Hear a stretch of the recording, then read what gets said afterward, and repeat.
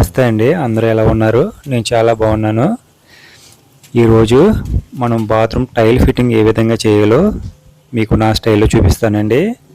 వీడియోని చివరి వరకు చూసి లైక్ చేసి సబ్స్క్రైబ్ చేసుకోవడం మాత్రం మర్చిపోకండి ఫ్రెండ్స్.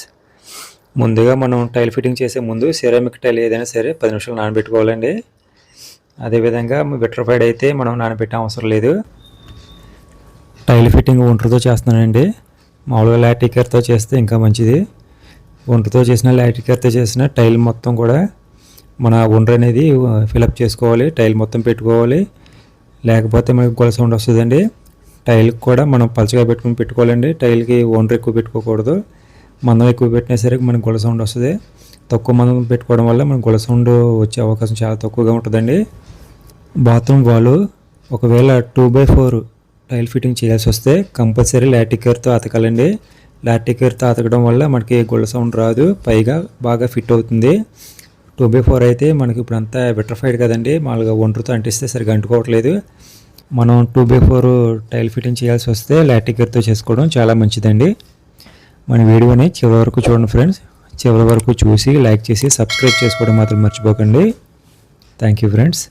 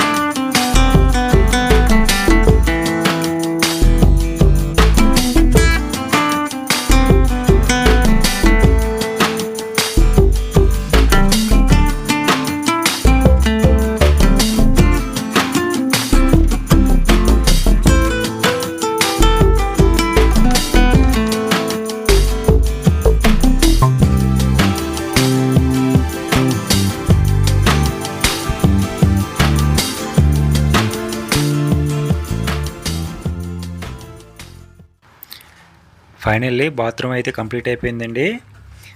ఈ వీడియోని చివరి వరకు చూసినందుకు చాలా థ్యాంక్స్ అండి. మన ఛానల్ని సబ్స్క్రైబ్ చేసుకుని లైక్ చేసి షేర్ చేయండి ఫ్రెండ్స్. Thank you friends.